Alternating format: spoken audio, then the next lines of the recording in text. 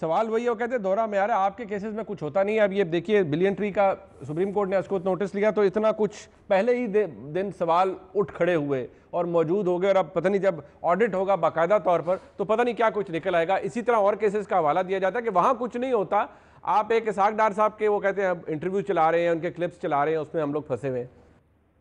पहले तो मैं एक दो जुमले बोलूं जो पिछले इन्होंने मॉडल टाउन के शहबाज शरीफ साहब के कत्ल गारत गरी का साहिवाल वाक़े से तशबीह दी। साहिवाल वाक़या एक रियासती इदारे की गलती है, उसमें कोई पॉलिटिकल मोटिव ना था ना है, लिहाजा दोनों का पैरल बिल्कुल गलत है। अब रही बात इसहाक डार साहब की, तो वो किसने उन्हें कहा था कि वो वहाँ जाके BBC को इंटरव्यू दें? वो कहते क्या हैं, 20 लोग नैब की हिरासत में मर गए हैं इस, और 3 साल से वो इलाज करा रहे हैं, और उनकी एक प्रॉपर्टी है। ये तो वैसे पार्टी मशहूर है इस बात से कि मेरी लंदन में तो कहा, मेरी पाकिस्तान में भी कोई प्रॉपर्टी नहीं है। बाद में पता चला कि अरबों निकल आए। तो मेरा ख्याल है दे स्टैंड बैडली एक्सपोज्ड।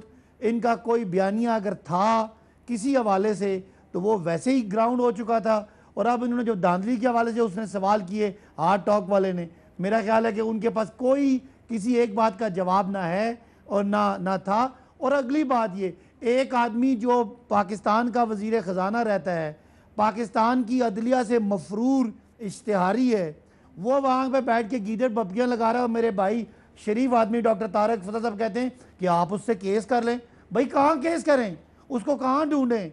वो और मियाँ साहब यहाँ से सरकारी प्रोटोकॉल में गए हैं। चले मियाँ साहब तो बीमार हैं, अल्लाह उनको सेहत दे, वो तो सरकारी जहाज में बैठ के गए और आज वो अदालतों को मतलूब हैं। ये वो खानदान है जिन्होंने अरसा दराज यहाँ हुकूमत की। चलें जी, मियाँ साहब को हमने गलती की, हमारी बड़ी गलती थी, हम मानते हैं कि उन बहाने पे नहीं तर्ज खाना चाहिए था। लेकिन अरबों खरबों के आप यहाँ से करप्शन करें, कमिश्नर लें, किकबैक्स लें, मनी लॉन्ड्रिंग करें, और जब आपको सवाल आए आप यहाँ से भाग जाएं, और उसके बाद उनके चाहने वाले, उनके मानने वाले यहाँ TV पे बैठ के बात भी करें। ये मैं कह रहा हूँ अखलाकियात का जनाजा है। और आज के इंटरव्यू ने अगर कोई रही सही इस खानदान की कसर थी करप्शन के हवाले से, तो मेरा ख्याल है बुरी तरह वो फारिग हो गए। अब मैं क्या बात करूं, आप एक और जुमला, वो इंटरव्यू चला दें, इसहाक डार साहब की बॉडी लैंग्वेज देखें। मेरा ख्याल है आपको कुछ सुनने की जरूरत नहीं है। ये इतना ज्यादा मालो दौलत इकट्ठी करके आपने क्या कमाया?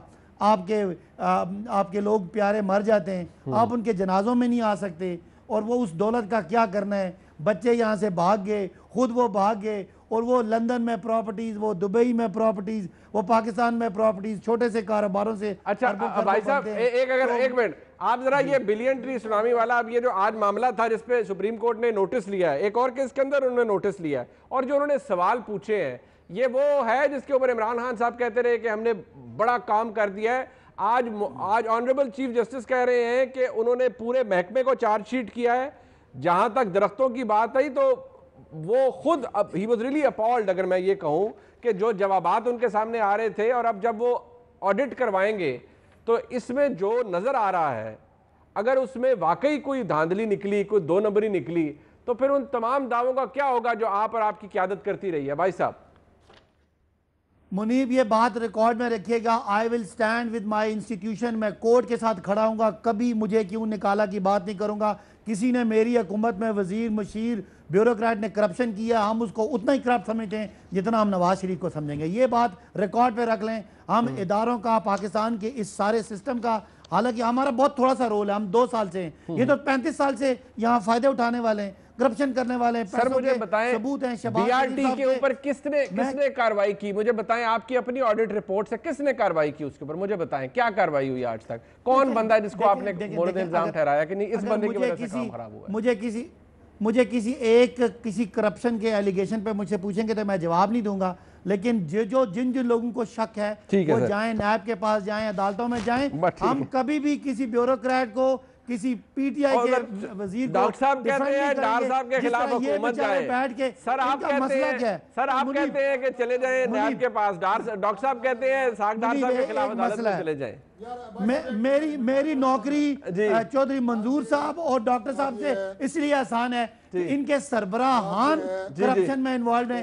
मेरी पार्टी का लीडर नहीं है, मुझे किसी को डिसऑन करने में कोई मसला नहीं। डॉक्टर साहब करेंगे, डॉक्टर साहब इनके दोनों डायरेक्ट मनी लॉन्ड्रिंग। ठीक है डॉक्टर साहब और फिर चौधरी साहब। डॉक्टर साहब तो आप सबसे पहले अपने ये जियो को कहें कि अपने माइक ठीक रखें। जी जी जी सदाकत है भाई साहब को जितना ऊंचा बोलना पड़ता है मेरे कान में दर्द हो गया है कि भाई ठीक ठीक बोल रहे हैं, आपका माइक ठीक करें, खुदा का वास्ता माइक ठीक करें। मेरी आवाज तल्ख नहीं है, बातें बड़ी तल्ख है भाई आपकी आवाज मेरे कान में दर्द हो गया यार, मेरे कान में दर्द हो गया, आहिस्ता बोलें। दूसरी बात ये है कि इसहाक डार साहब ने आज मौका दिया, बात कुछ और थी, लेकिन इन्हें मौका मिले तो इनके अंदर का कीना, बुग़्ज़, नफरत, ये सारी चीज़ें निकालने का, जैसे अभी मेरे भाई ने निकाली, जो बातें रेलेवेंट भी नहीं हैं वो भी की, पूरे ख़ानदान को मुलव्वस कर दिया, बहुत सारी वो बातें जनाब। वो यार खुदा का वास्ता है, अगर आपके जो लोग हैं उनके ख़ानदानों पे हमने बातें शुरू कर दी ना, जी जी मुंह दिखाने का आपको मौका नहीं मिलेगा। अल्लाह छोड़ें इस बात को। ठीक है, डार साहब ने जो बात की है उसके ऊपर रहें। मैंने कैटेगरी के लिए बात की है। अभी भाई साहब ने अपना अख्ताम कहाँ पे किया है जी? नैब जो फैसला करे, अदालतें जो फैसला करें, आप बिलियन सुनामी ट्री की बात करें, इन्होंने कहा जो अदालत फैसला करे, BRT की बात करें जो अदालत फैसला करे। ठीक है, तो मैंने तो वही कहा कि अदालत जो फैसला करे वो हमें मंजूर होगा। मैं तो डार साहब को डिफेंड नहीं कर रहा, पेश करें। दूसरी बात ये है जी जी जी कि ये जो बात कह रहे हैं ना कि उन्होंने 35 साल की है, अपने बुग़्ज़ और कीने में ये भूल जाते हैं कि उसमें जर मुशर्रफ का दौर भी है, उसमें ज़िया-उल-हक का दौर भी है, वो दौर हमारे अंदर शामिल आप ना करें। हमारा दौर 8 साढ़े 8 साल का दौर है, कभी हिसाब किताब लगा के देख लें। और ये जो करप्शन है जो 2-2.5 सालों में हो रही है, ये 30 साल के रिकॉर्ड तोड़ेगी, ये मैं आपको बता रहा हूँ। ठीक है, आज अगर इसका हिसाब नहीं होगा तो आंदा जरूर होगा, इदारे हिसाब लेंगे इंशाल्लाह। मैं चौधरी साहब से कंक्लूड करा लूं। चौधरी साहब, दोनों मौक़िफ़ आपने सुन लिए, आप कंक्लूड कर दीजिए। नहीं देखिए, हम इनको ये कहते हैं कि ये सिर्फ बातें ना करें। यहाँ पे किस किस के चाचे मामे ने अब्बे ने करप्शन की है सबको पता है इस मुल्क के अंदर। आप इसको अगर खोलना चाहते हैं तो खोल लें। दवाइयों का स्कैंडल हुआ, आपने अपने वजीर को निकाला, उठाकर जनरल सेक्रेटरी बना दिया, क्या हुआ आज तक? किसी जगह पे कुछ हुआ है? कोई एक केस बता दे जिसपे कोई पेशरफ्त हुई है, सिवाय ये बातें कहेंगे अलीम खान को फिर खुराक का वजीर बना दिया तो आटा तो गायब होना था।